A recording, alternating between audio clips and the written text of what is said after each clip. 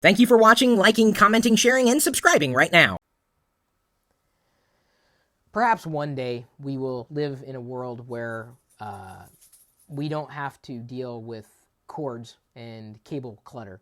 And worse yet, a number of proprietary cables that will only work with one device connected to another device. It's an absolute nightmare to navigate.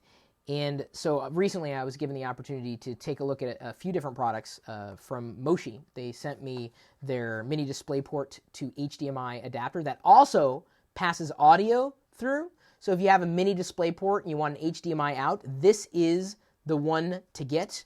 I've seen they also have the mini DisplayPort to VGA adapter. They also have a FireWire 800 to 400 adapter. Surprisingly, this one has come in handy, very, very handy. And I think I've got, I think Moshi HDMI, that's the short link, or go.tagjag.com/Moshi HDMI for more information on the HDMI adapter. I'm hoping that one day we'll get past this, needing adapters. I don't know when it's going to happen.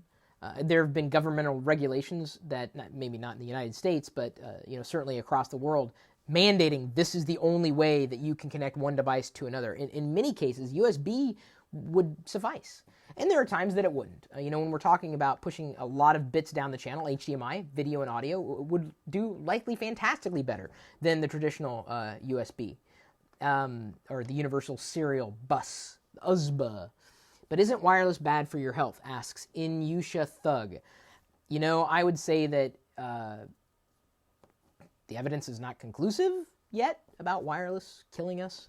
We probably do things to our bodies that are far worse than wireless signals bouncing off and going through us. Just saying. Everyone should use mini display, says I use IMAX RV. Well, of course he's going to say that. Or she. I don't know. Could be either one. Should the iPad and every iOS device be made to open source and freely changeable like Android? No, it shouldn't. And I've talked about that in a completely different video. But you want to talk about adapting.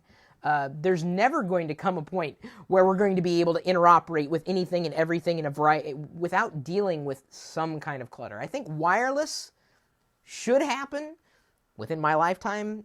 I don't know. One could hope, though, that, with adapters, we're just bridging the gap to something that is far greater, and the future will be wireless. All the way down to even inductive charging, placing a device on a table and then automatically having it charged. And, the idea of even keeping track of battery life may very well be a thing of the past in another 50 years. One could hope. That's my thoughts.